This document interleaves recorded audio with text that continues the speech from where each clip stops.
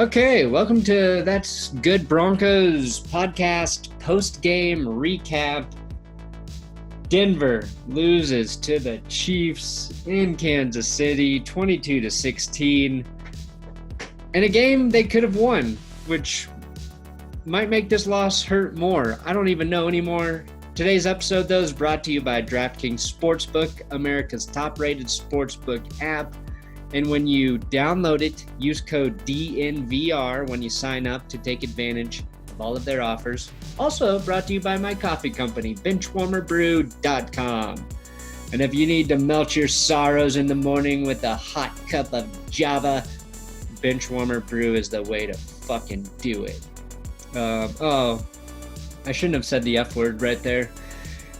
YouTube's been knocking all of these videos with limited ads because I've been swearing. But fuck it. I don't even care. You wanna cut it out of the final version? Nope, it's staying.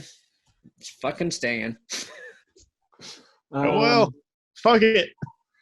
So we'll moan our way through another Broncos loss in Kansas City. The 100th straight time, I think. Will, what really was grinding your gears in this one?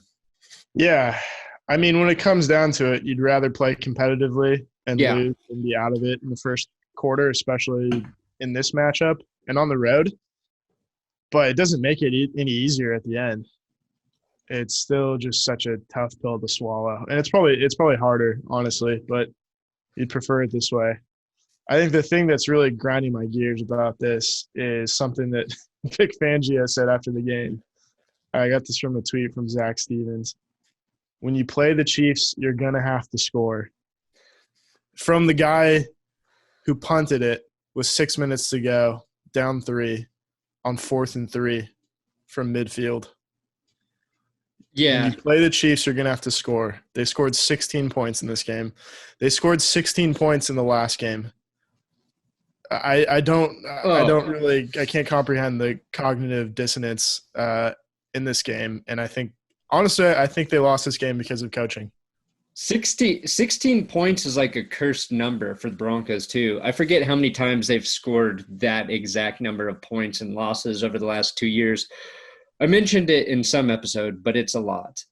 I will say it's just shitty as a fan of a sports team when your takeaway from a primetime game is you go, you know what? Anybody who watched that's going to walk away and say, you know what? Maybe the Broncos aren't quite as bad as I thought. Yeah, I mean, we talked about it. They lost. Right. They lost the game, but people are going to be like, yeah, they're not as bad as maybe I thought they were a couple weeks ago when I watched them play without a quarterback. That's the only thing we got to take away from this game as fans. We talked about how they haven't been on a Sunday Night Football game since 2017. And you're like, really, you're going to make us play our first Sunday night game in 3 years against the Chiefs in Kansas City? You want to set us up to – like, why don't you just, like, force the NFL to make us start Kendall Hinton again while you're at it? Yeah. But it was nice to know that they kept the game close enough that NBC might even consider inviting us back on at some point within this coming decade. Could be next year. The Broncos could be back on there, especially if they get Matthew Stafford to be their quarterback. It's just a weird rumor out there that a couple people have asked me about. That's been a rumor for about 5 years. Yeah, it's just not a rumor, but it's just been a thought for like 5 years. Yeah, it's definitely a thought I've had. I have not had that on my radar, but I've had like multiple people ask me about it.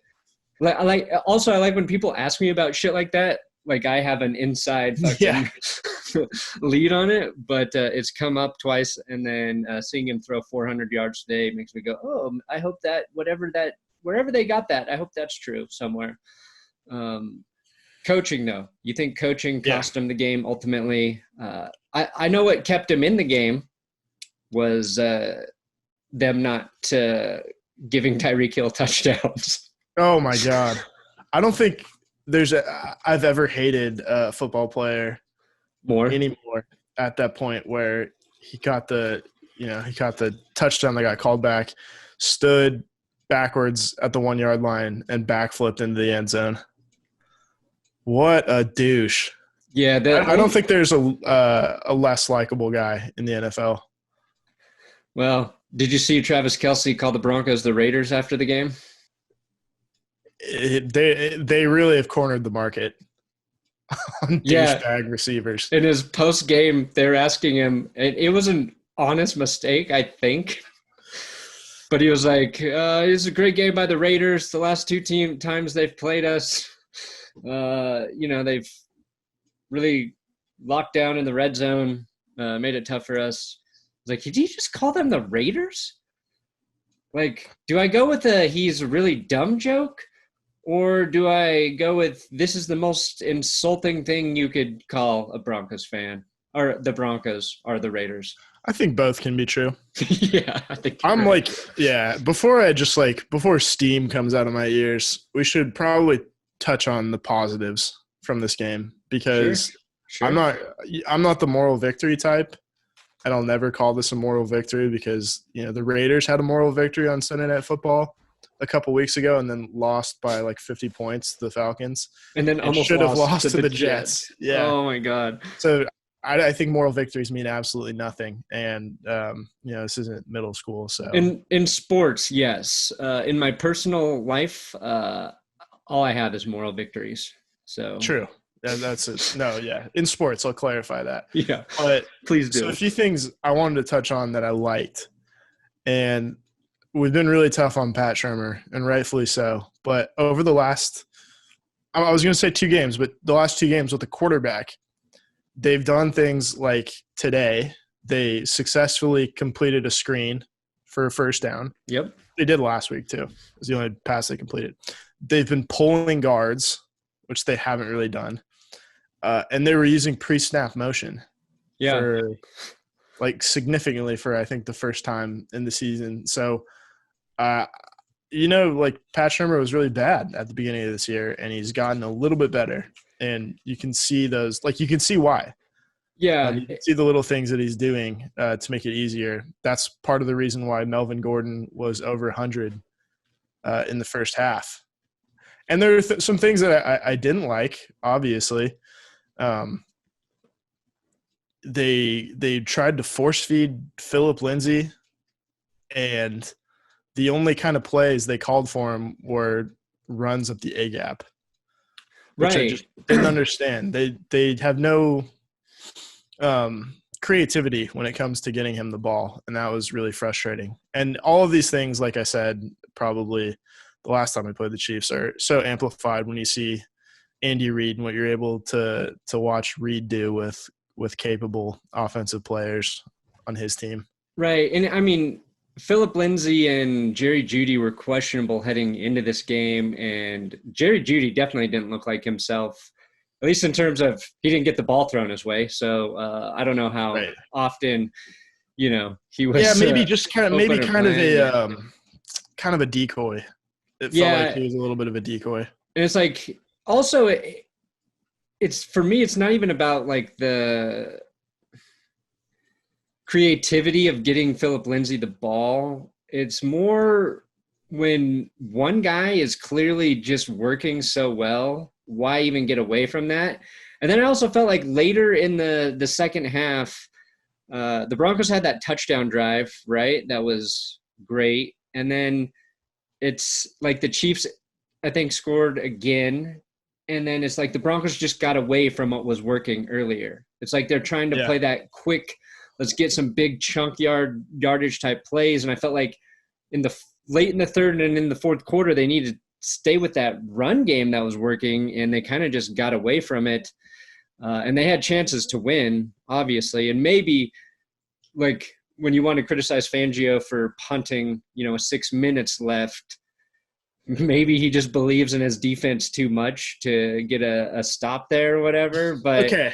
I know what you're saying. It's also like I didn't think McManus should be trying that 57-yarder right before halftime. I disagree. I think we're going to disagree on those 2 points. Because I feel like the cold weather in Kansas City in that situation to me, I'm trying to read the moment, and it just felt like he was going to miss that fucking kick. And I don't say that as hindsight. I just, before he kicked it, I was like, I get it. And I would say in like 90% of the scenarios, I want McManus taking that shot. I just felt like, to me, it didn't feel like the right situation. And it's hard to criticize something for a gut feeling you have at home watching the game. Yeah. But because we criticize them for, it's two different doing it or circumstances, not like doing you it, said. right? We criticize them for not taking that shot against Atlanta. But then again, like you said, it's in a dome versus in the cold at Kansas City. I like that kick because you have to take risks against Kansas City, and you have to take some low percentage plays, I think, to get a higher reward. And that one just didn't work out. Yeah. I think you have a guy who's 8 for 9 at that point, over 50 yards this season. And it didn't miss by a lot. No, it was a solid kick. It just hooked a little bit too much. And yeah. I will say this just before I forget. I think I'm saying I didn't like it, but I think you're right in that it's the right call right now for the Broncos because they have nothing to fucking lose. So if you're going to go down, literally go down swinging with that big, thick gooch leg. But it just – my only point – I don't know. I just didn't feel like if I were calling the game in that moment, I probably wouldn't have taken the kick. But you're probably right. It's definitely do it because why not? Why not? And, I mean, Casey got 3 points there. And that 2-point conversion, I didn't like that. I didn't really understand – that's another like situation, like kind of gut feel thing. Yeah. I know what the math says. Like what the math I feel like doesn't say is that if the Chiefs score while Will leaves, I'll try to explain my math here.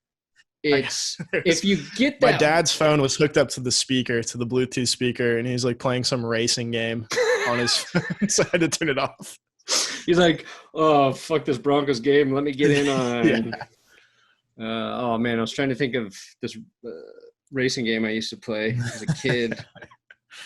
Something Z. Fuck. Anyway. Crazy Taxi. Twisted Metal. Yeah. I think, like, it's in a game like that, just take the point when you know you're going to get it because you don't know how the points are going to shake out. You're only thinking about like the next score in that situation and how it affects you, but you're not thinking of like 2 scores or a weird score to keep it in a field goal range later. It just seems like unless you have a really good offense as well, not just an offense that is playing uncharacteristically good. Like if you're the Packers, fine, fucking go for it. If you're the Chiefs, fucking go for it. But the Broncos take the point. And you would have had a chance, a different chance later, but whatever. No, you're exactly right. And the people are like, okay, well, the book says to go for it. The chart says to go for it. The analytics say to go for it. The analytics and the chart, they treat all offenses as if they're equal. And they're not. And you can just like tell with an offense like the Broncos that they probably don't have a great 2-point play. Lined up. No.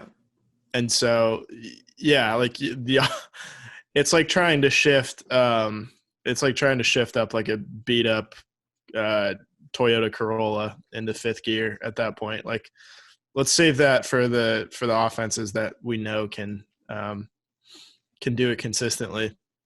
Yeah. Melvin Gordon averaged 8.7 yards per carry. And you know what play I knew they weren't going to call for the 2-point conversion was Melvin Gordon. Yeah, exactly. If I knew that, pretty sure the defense might have known that too. And Melvin Gordon might have had, I don't know, $180, 200 yards if the Chiefs' field wasn't so goddamn slippery. Seriously. It was very interesting, I thought, that the only ones slipping were the Broncos. Did they bring the wrong cleats? Like, what the fuck happened? It was an issue. I mean, Drew Lock almost fell down. Given he completed the pass after it, and or no, I think maybe it was pass interference. It was pass interference, and yeah. The Chiefs might have Patrick slipped too. Yeah, exactly. That play, the slipping helped him, but right. Sorry, you were going to say something earlier, and I derailed. Yeah, I was just gonna say that you talked about Vic Fangio trusting his defense when he punted, but situationally that didn't make sense to me because I thought the defense played a good game because they allowed Kansas City to move the ball, but they kept them either kicking punts from just outside of field goal range or just kicking field goals for most of the game. Yeah. But that doesn't work because they're still going to move the ball. At that point, you're not keeping them out of the end zone. You've got to save the clock.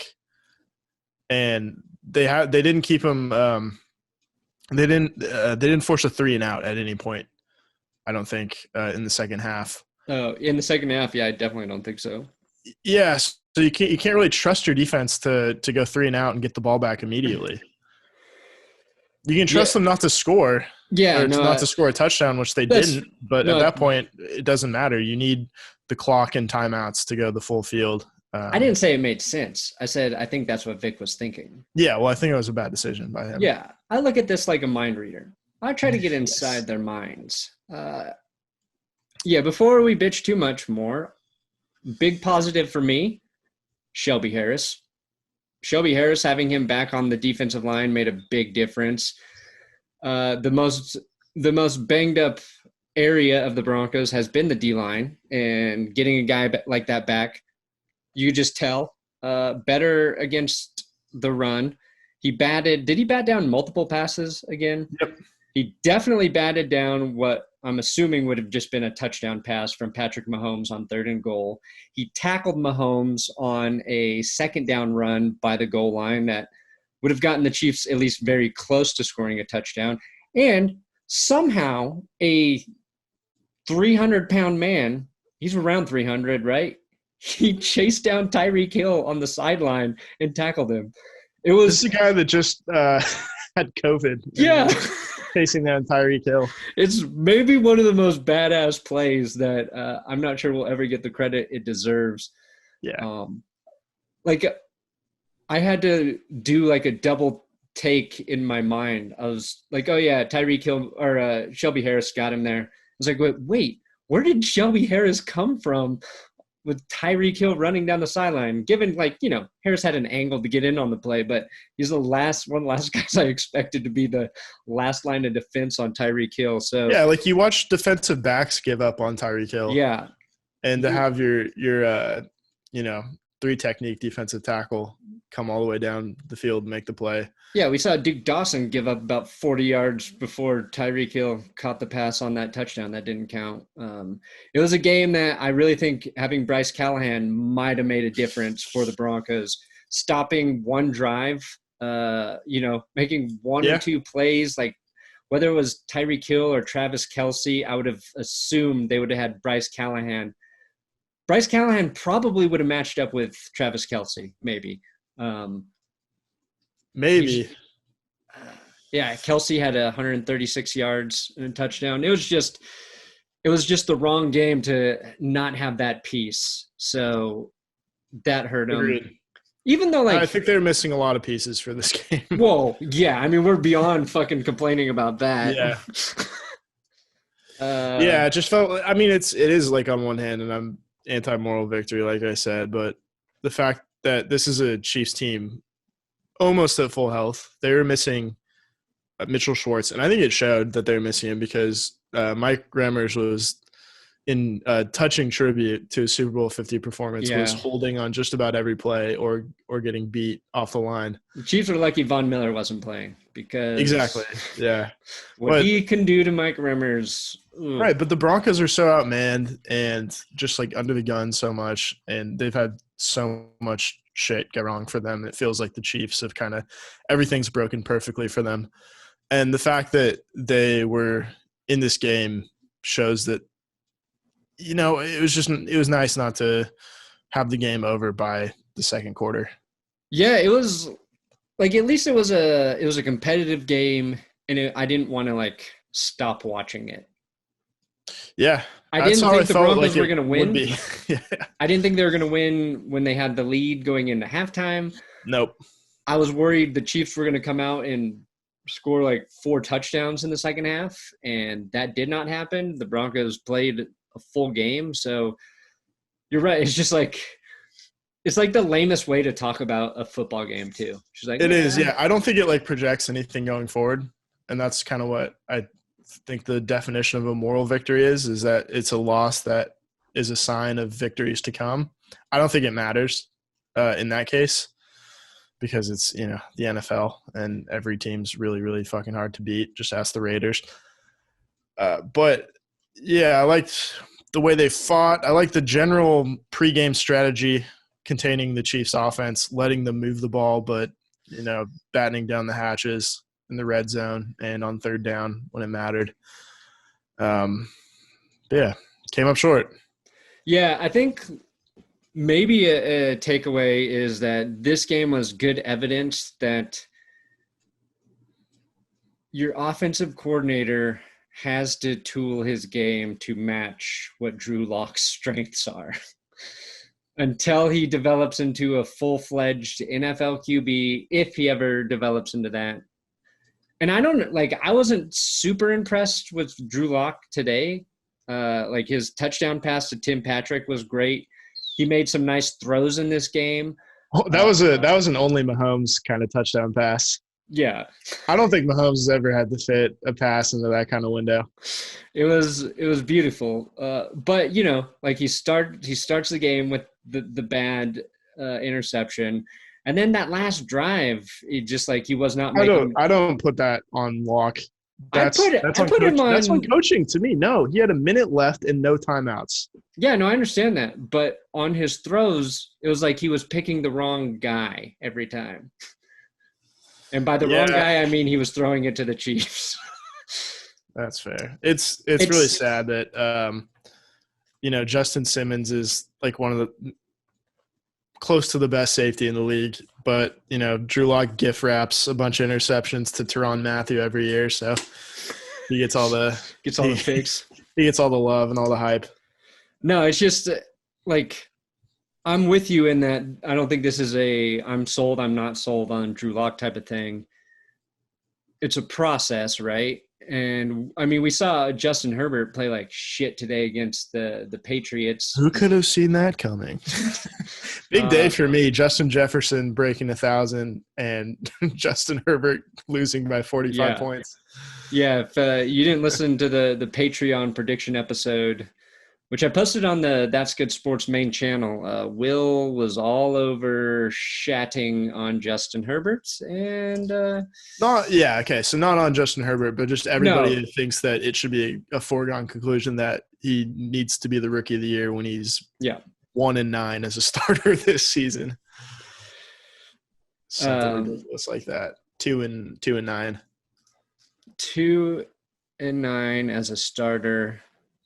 Oh, yeah, I think it was – he's won 2 games, and Joe Burrow has won 2 games, but Tua has won 4 games.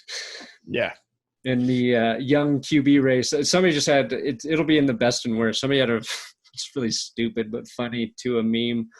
I think it was like Burrow and Herbert, the upgrade button, then Tua, and then just the nut button.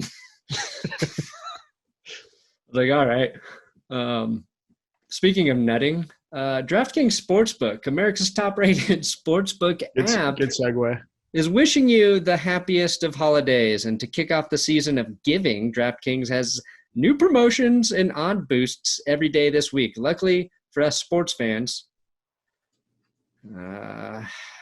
it's harder to be sports fans every week. There's an abundance of action taking place this week. Football teams are in the hunt to secure their place in the playoffs, while college basketball is just getting underway, and there's no better place to get in on all of the action than at DraftKings Sportsbook. So head there now. Use code DNVR when you sign up, because DraftKings is giving all new players the chance to earn a sign-up bonus of up to $1,000. DraftKings Sportsbook has endless ways for you to bet, from live betting to betting on your favorite players. They do it all For example, you could have bet on Tim Patrick scoring 2 touchdowns for the Broncos today and probably made $1 billion. Don't quote me on the numbers. To celebrate this weekend's UFC 256, DraftKings is giving all MMA fans who sign up the chance to triple their winnings when they place a bet on UFC 256. So download DraftKings now, DraftKings Sportsbook now, and use code DNVR when you sign up to get up to $1,000. That's code DNVR to get a deposit bonus of up to $1,000. This is for a limited time. It's only at DraftKings. You got to be 21 years or older. It is for Colorado only. Bonus comprised of a first-time deposit bonus. Deposit bonus requires 25 times playthrough. Restrictions apply. See DraftKings.com/sportsbook for details. Gambling problem? Call 1-800-522-4700.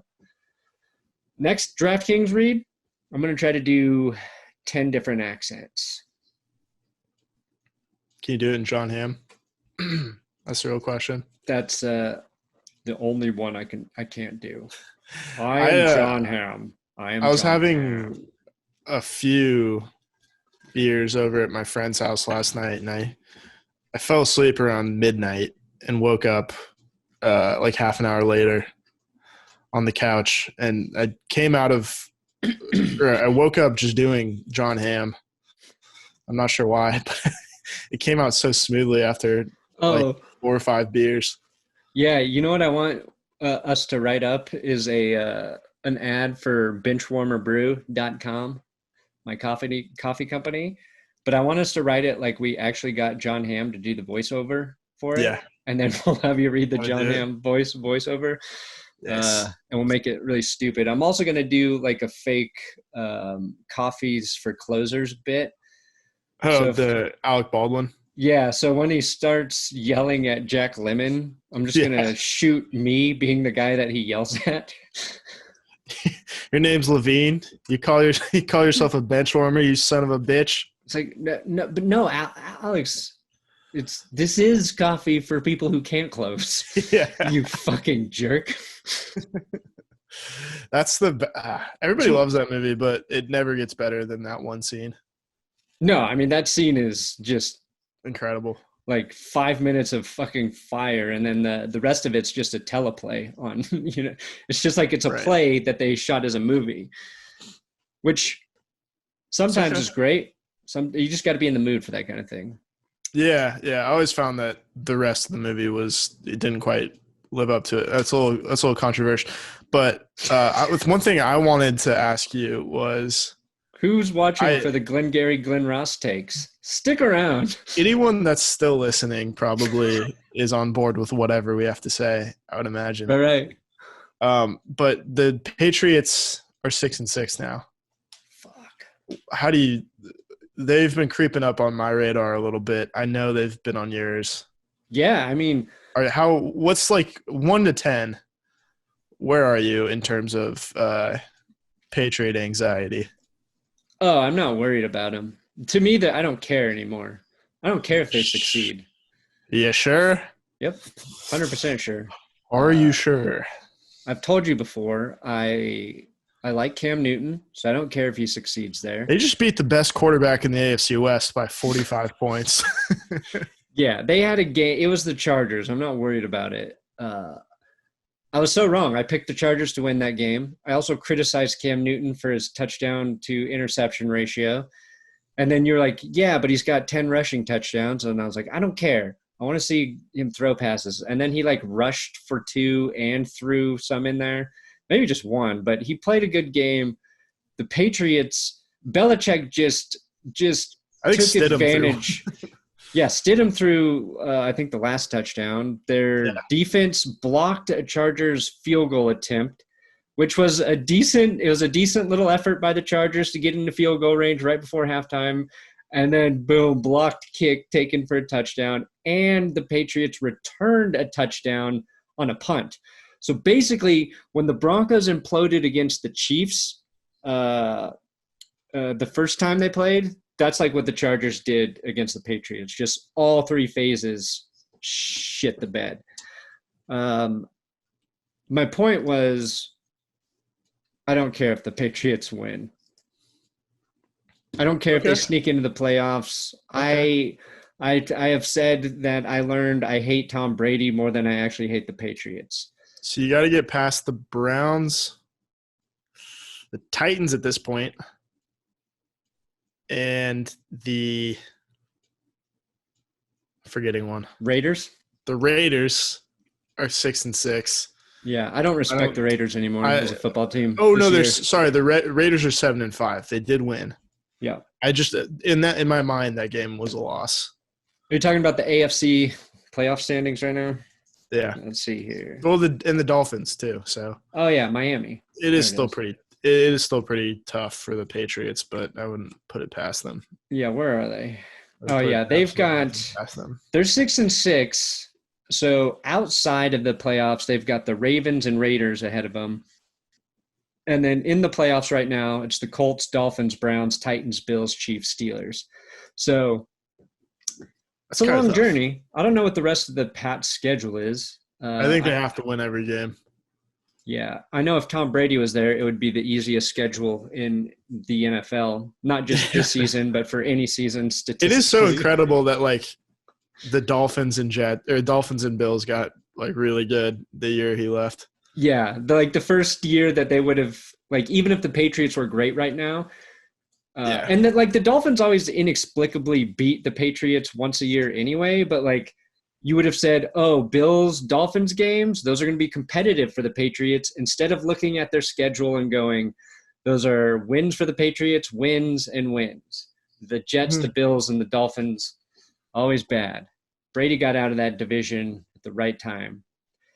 He ain't dumb, but he is getting old.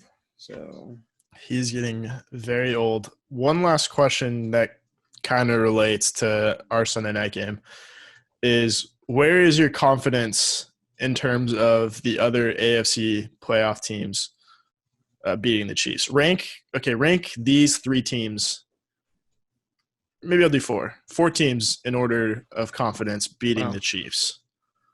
Wow. Steelers, Bills, Colts, and who else do you want to throw in there? Well, the Titans. I guess. How are the Titans? I thought the Colts jumped the Titans in the standings. The Colts jumped them, yeah. Just didn't update on the NFL yet. I guess you can really boil it down to, can the Steelers beat them? I don't know. The Titans are still – why do they have that? Okay, so I think the Steelers can beat them.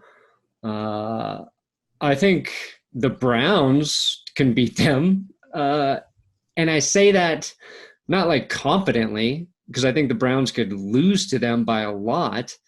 But Baker Mayfield played a pretty solid game today, and the Browns usually win by running the football, and that is a great way to actually beat the Chiefs.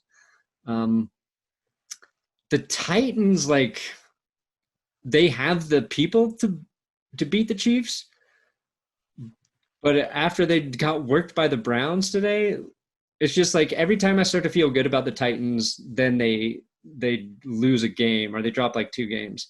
Yeah, their defense really lost something with Clowney out.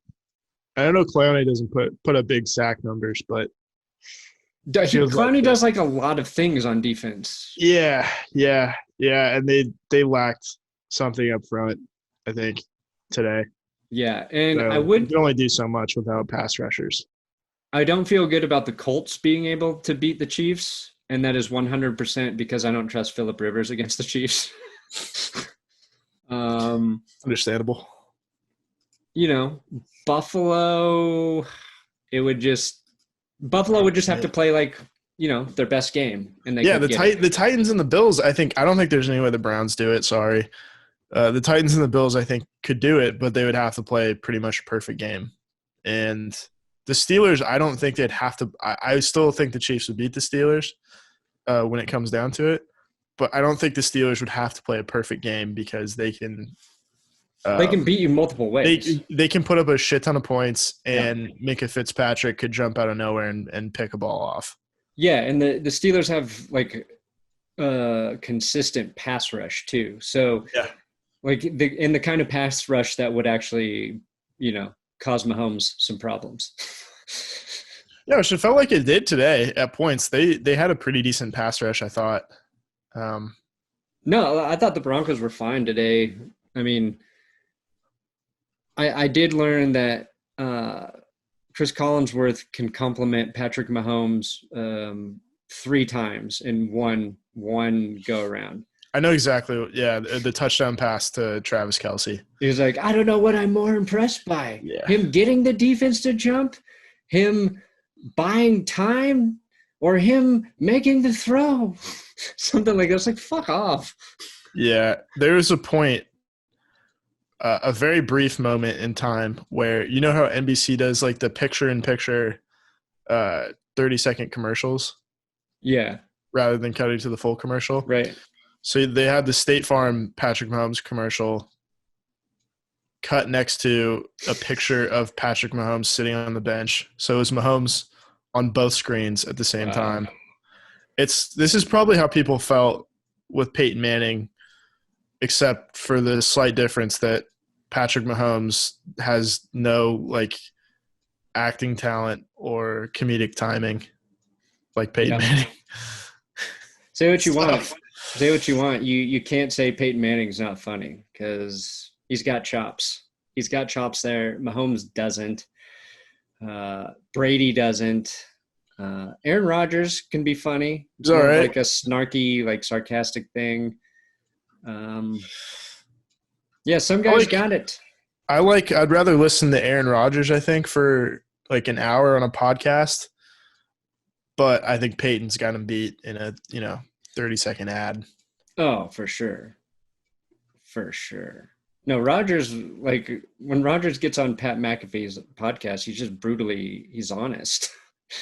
You just don't expect him to be honest sometimes. Like you're just so used to, I don't know, canned type answers. And he'll give you like a PC answer while telling you the truth about shit.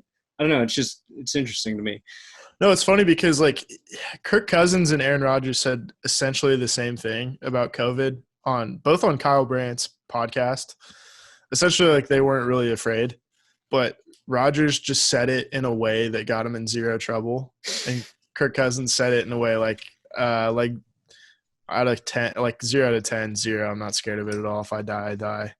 And Rodgers was like, I don't know why we don't put more of an emphasis on maintaining physical fitness rather than trying to not get it in the first place. Oh, interesting. Yeah, he's got a little more tact. Oh, yeah. Final question. With Patrick Mahomes' performance tonight versus Aaron Rodgers' performance, do you think any chance he can get MVP? Rodgers? Yeah. It's getting harder. I mean, I think it got closer this week, though, right? Look, fucking Aaron depends. Rodgers is throwing touchdowns to Robert Tonyan. Robert Tonyan's going to have double-digit touchdowns this season. No, I understand that. What I'm saying is like – I'm making an appeal to the rest of the world right now. People are going to – they're going to take – crazy pills. They're going to take like the highlight of Patrick Mahomes on third down, kind of side-arming it around whatever to Travis Kelce, and they'll be like, that's the best throw we've seen of our lifetime. I thought Rodgers' best play was when they were backed up in the end zone, and it was like 1st and 10 from their own 1, and he just completed like a 43-yard pass to Devontae Adams. Just like in that situation, only really good, confident quarterbacks do that. You know what I mean? A 43-yard gain from your own 1-yard line. You just like that's. It seems it's not that big of a play because it's snarky. Yeah, because Rodgers and those guys do it all the time. But like you're not supposed to do this. I'm gonna do it anyway. Like if Drew Lock did that, I would shit my pants in joy. But like if you're a Packers fan, you expect Aaron Rodgers to get you 40 yards when you're on your own 1-yard line. What are they gonna do with Jordan Love at this point? Sacrifice him to the gods. I think they might have to. I mean, you can't really hang on to him as long as they held on to Aaron Rodgers. When did Gutenkirst, is that their GM? Gutenkirst, the Packers? Something like that. When did he take over? That's a good question. I want to say like within 5 years. Yeah. Let's look it up. Whoever, I'm just like scheming up ways to get Aaron Rodgers on the MVP list. Brian Gutekunst named to his position on January 8th, 2018. So this is his 3rd season. Okay. Yeah, he's got to take blame for that last draft. I mean, yes and no, because he successfully pissed off his quarterback into having his best season. Right. That's our stance. He's doing reverse psychology on him. Okay. I think we did good. Good enough. I mean, what are you going to say? The Broncos lost 22-16. They Chiefs are a better team. Time in a row. And we're just happy they didn't lose by more. Well, Broncos country, thanks for listening. Good night. And good luck.